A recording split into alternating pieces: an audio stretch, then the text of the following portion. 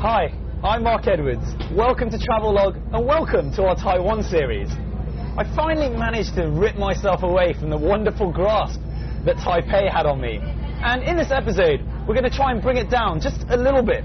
As you know, some of the major cities can sometimes be a little bit too hectic, a little bit too many people. So we are going to jump to the exact opposite end of the scale.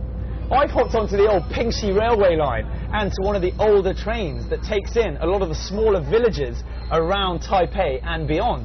So hopefully we're going to get to be a lot more relaxed and a lot more laid back. So get comfortable. In Taiwan, it's possible to cover the whole island by train, which is a fantastic way of getting to see the natural scenery. This is one of the oldest and most famous railways in Taiwan. We start our journey from Jintong, where the station was built in 1930 entirely of wood. The Pingxi Railway, originally built to carry coal to Keelung, is a highly scenic 12-kilometre ride. Its narrow-gauge tracks ferry nostalgic tourists and escapist city folk looking for some peace and tranquility.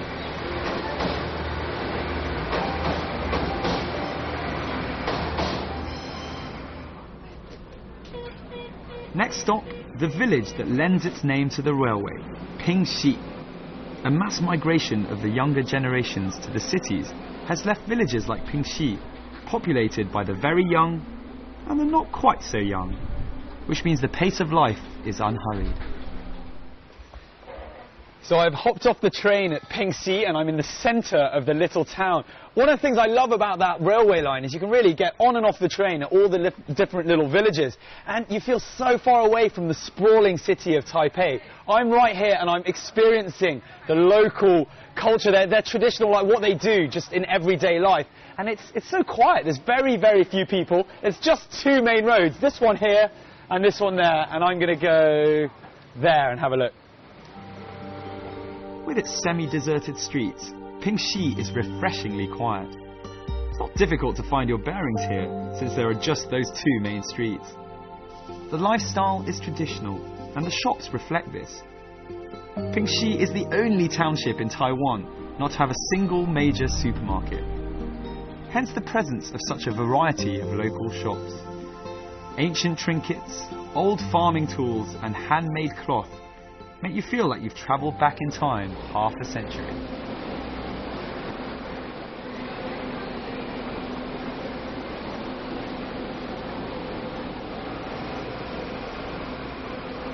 The reason the train is so packed now is that the next stop is without a doubt one of the more popular ones on the line. It's the village of Shifeng, which is famous for something quite special. But more of that in due course.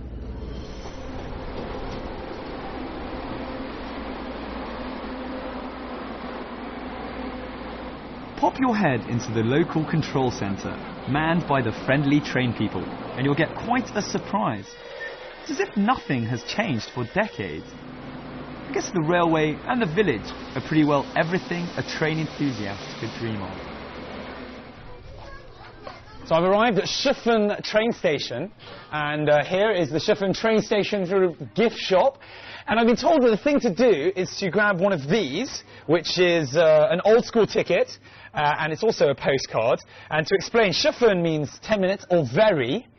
And here we've got the character Xinfu, which means happiness. So you're basically sending a ticket to someone's happiness. Do you get where I'm going with this? So you send this to one of your friends as an auspicious wish to wish them good luck and happiness. If you decide to spend a day taking in the villages around Taipei, let me give you one piece of advice. Throw away your itineraries, timetables, and anything else designed to keep you to a schedule. Just take it easy, send off a postcard or two, or just buy a few souvenirs. Here, it's all about doing things at your own pace. The villages are small, tiny in some cases, but that just adds to the charm. Shifeng is slightly more upmarket than some of the other villages, so it might be a good choice to spend the night if you want your village hopping to last more than just a day. And why not? Simply take your time strolling around, enjoying what is in more ways than one, a timeless experience.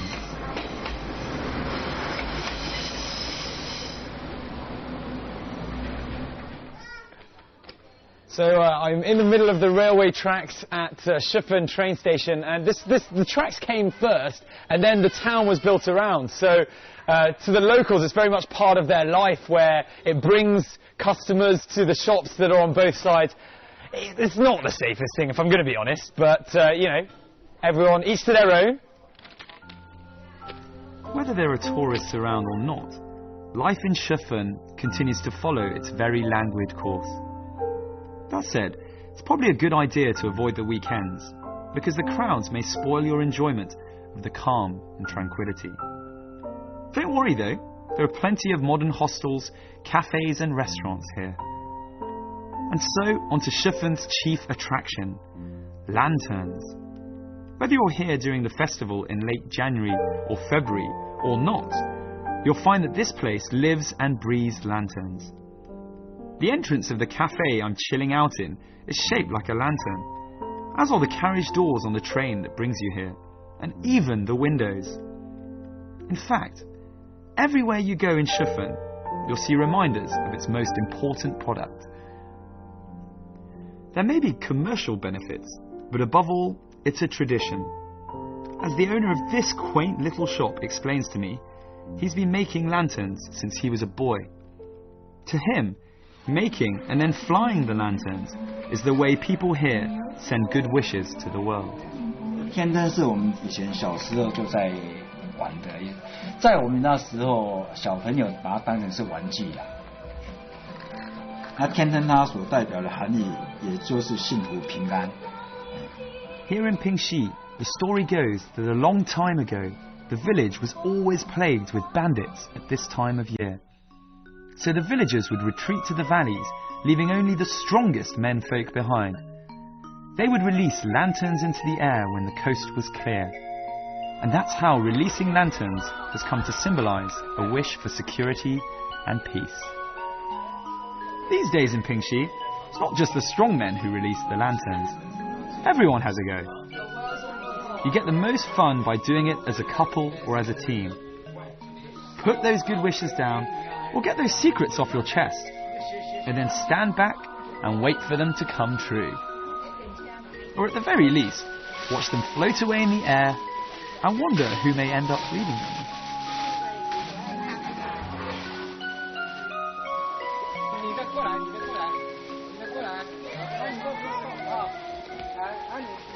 So we're getting all of the lanterns lit right now. Normally speaking, it's on the 15th of January that the lanterns are lit, but we don't let little things get us down. Let's not get bogged down. Let's get all of the lanterns up. I've even got a little shout to the little one.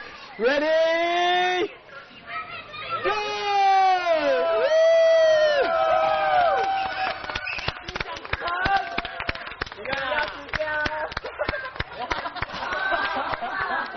Get it up! Get it up! Go on!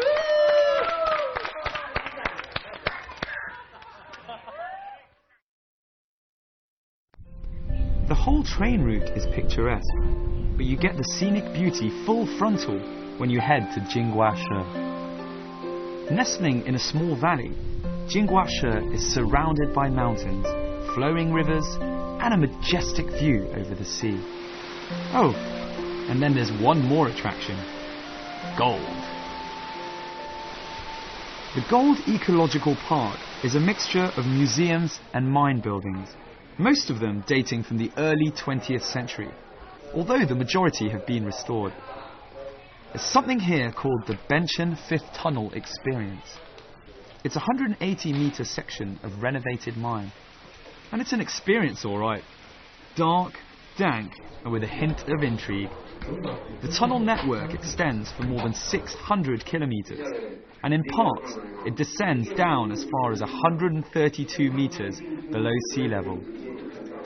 Wow, well, don't know if it's just me. I actually love little places like this. I find them, I don't feel claustrophobic, but I don't have to come down here every day like the people mining used to have to. This is the 5th tunnel of 9, and the 9th one used to actually go under the sea to go and look, all of them looking for gold.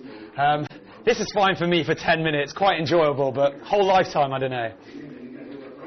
If you happen to come on your own, never fear. you won't be lacking in company. There are wax exhibits inside, with speakers recreating the banter of old. Do bring a jumper though, as it can get pretty nippy down there.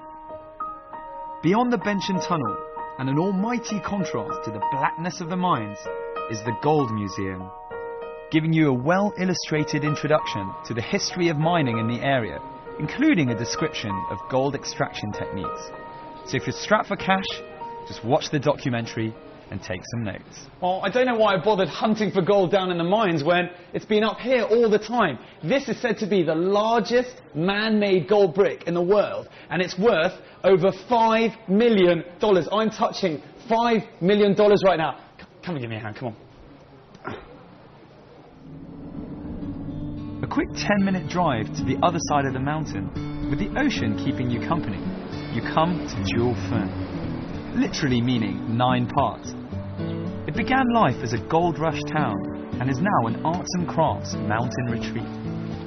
At the turn of the 20th century, just 9 families lived up in these hills, hence its name, which is a reference to provisions being divided into 9 parts for these people.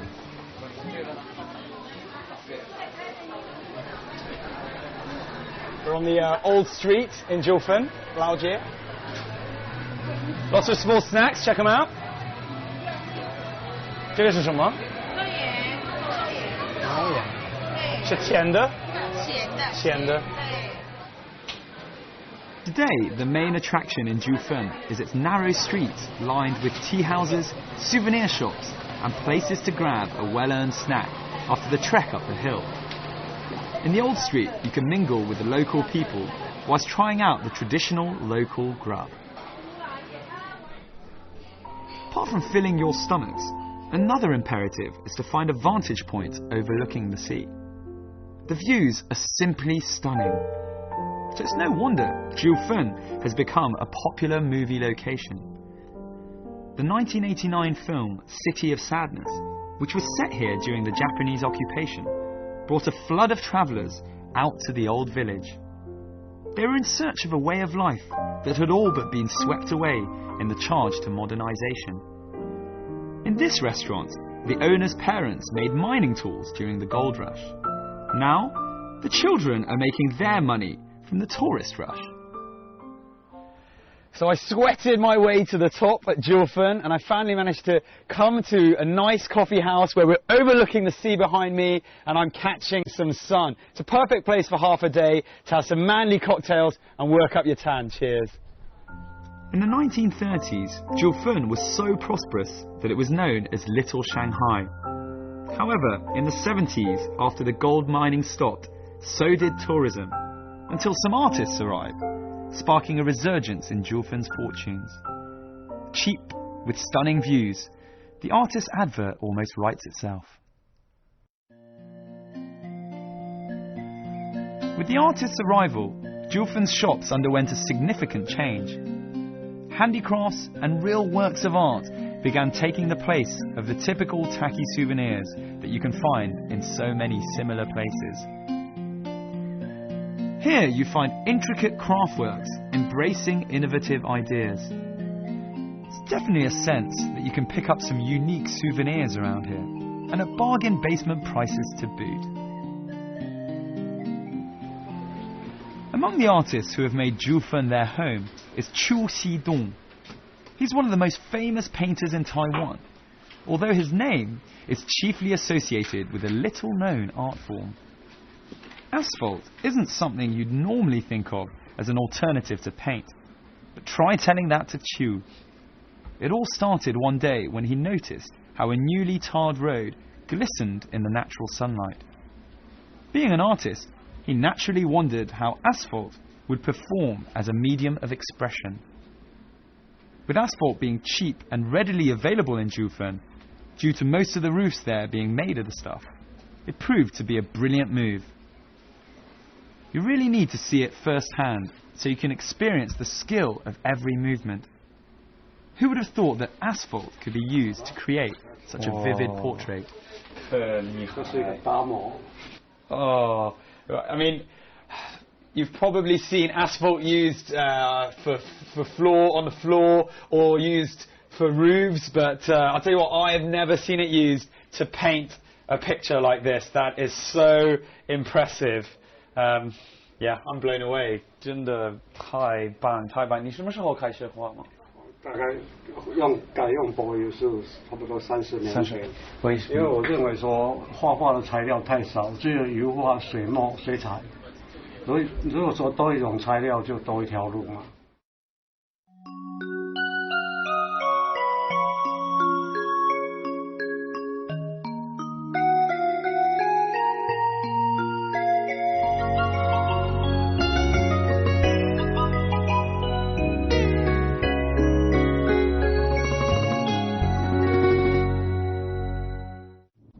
Next stop is about an hour's drive from Taipei, heading southwest. It's a town called Yingge, and if Pink Shi is all about lanterns, then this place is all about something quite different. So I popped on down to Yingge, which I'm told is the ceramics capital of Taiwan. And what better place to start than at the Yingge Ceramics Museum? Yingge means singing parrot in Chinese. The name's thought to refer to the bird-shaped rock at the town centre. But the town is best known today as Taiwan's premier ceramics manufacturing centre. The Ceramics Museum tells you everything you'll ever want to know about Yingge's history and about ceramics in general. So I feel quite lucky that my visit to the Yingge Ceramics Museum happens to have coincided with a very special exhibition called the Creativity Awards. Now, that seems to be a recurring theme in a lot of the places I've visited so far in Taiwan. In this instance, the ceramics are highlighting a lot of the environmental issues that we're facing today. So it's a feast for the eyes and gets the old brain working a little bit. It's not just pots and pans at the museum. This stylish building and its contents present you with a real cerebral challenge. Here, ceramics are an art form that make you think. It's definitely modern and it's definitely creative. But don't overheat your brain trying to work out what everything is. You're much better off just letting yourself be blown away by the craftsmanship. Shops line the pedestrian-only Old Pottery Street, selling everything from simple earthenware to the finest porcelain, from ordinary teapots to delicate figurines.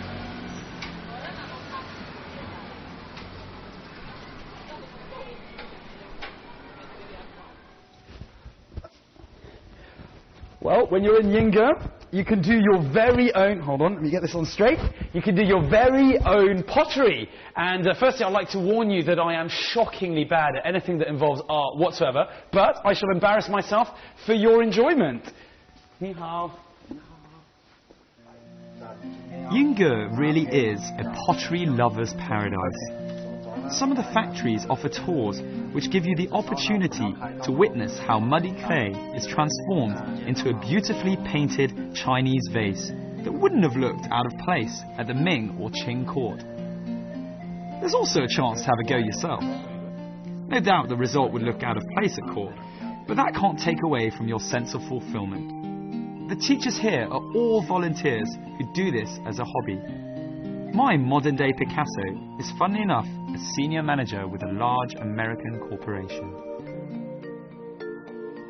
This factory-cum-workshop has over 80 years of history, and the owner very kindly shows me how porcelain used to be made. Many of the same techniques are still in use today.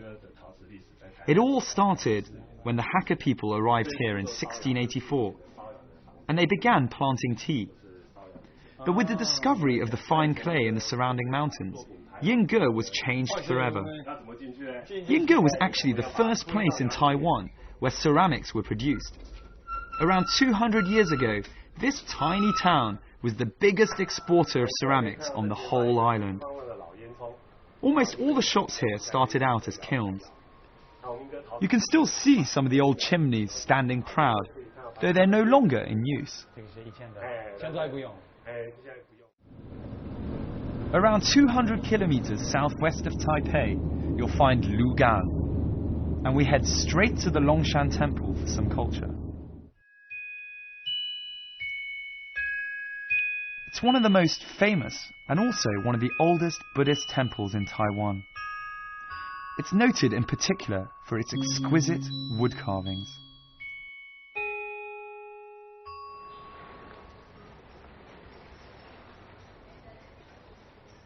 So I've had a brief explanation of how these temples in Lugang came to be. And back in the day, early Chinese settlers coming from the mainland would bring lots of different gods with them across the choppy waters to give them safe passage down to the island.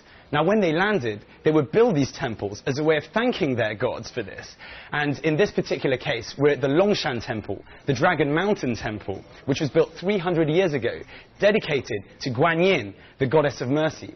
But there are several temples in Lugang, and some of which are actually side by side.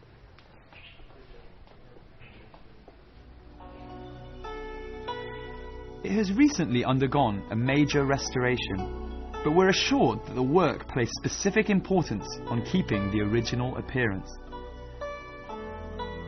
The Chinese opera stage in the temple complex has the oldest surviving octagonal caissons in all of Taiwan. They generate an effect of resonance that enhances the opera experience. This temple is a replica of its namesake in the town of Anhai in Fujian province, where some of the earliest settlers in Lugang came from. There are many more Longshan temples in Taiwan, but this is one of the most well-known.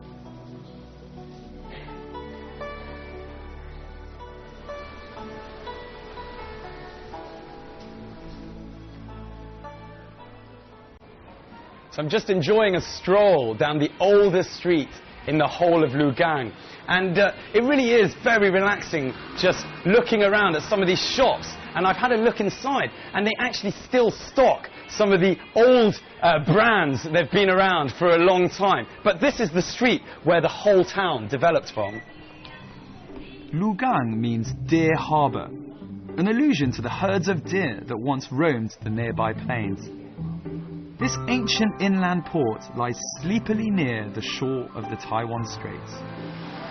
Back at the time of the Qing dynasty, it was a major port of entry for the waves of immigrants making their way from Quanzhou in Fujian province.